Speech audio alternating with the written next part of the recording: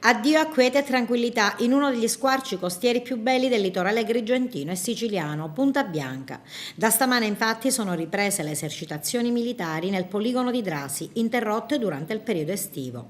Una questione al centro di numerose polemiche da parte dei cittadini e delle associazioni ambientaliste che ne avevano proposto l'istituzione della riserva naturale orientata di Punta Bianca e Scoglio Patella, con il relativo trasferimento dell'area militare in altra sede. E stamane conferenza stampa dei rappresentanti delle associazioni ambientaliste e del distretto e consorzio turistico Valle dei Templi di Agrigento che hanno fatto il punto sulla situazione. Non è una battaglia contro l'esercito, è una battaglia a favore dell'istituzione della riserva. Infatti noi diciamo sì alla riserva, no all'esercito.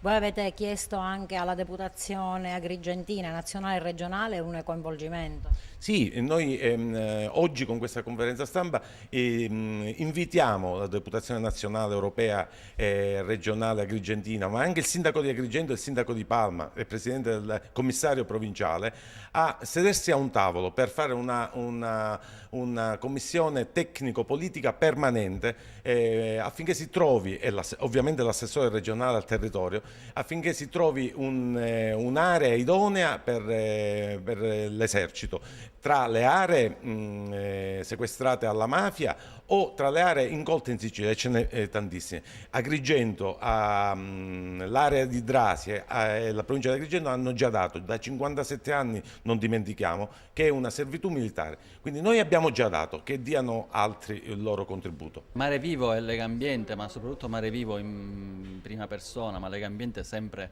comunque d'accordo, hanno proposto sin dal 96 e poi successivamente nel 99 l'istituzione di questa riserva naturale orientata che sarebbe Punta Bianca Scoglio Patella, proprio perché si riconosce l'importanza di questo luogo dal punto di vista naturalistico, oltre che una grandissima importanza dal punto di vista turistico. La bellezza e ricchezza, così ha definito il presidente Crocetta qualche giorno fa in un suo intervento. Dobbiamo cambiare il nostro atteggiamento nei confronti del territorio, dobbiamo rispettarlo. Questo è un momento che fa parte di questo nuovo percorso che cambia l'immagine della Sicilia.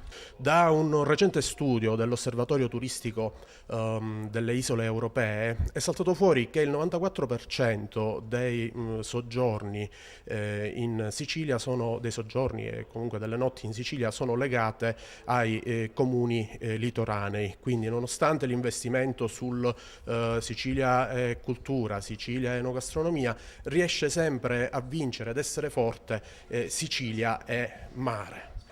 Quindi il territorio di Agrigento con Scala dei Turchi, Punta Bianca, Torre Salsa, Bovo Marina, Eraclea Minoa, tutti questi posti bellissimi, diversi tra di loro, diventano un'offerta turistica legata al mare molto forte.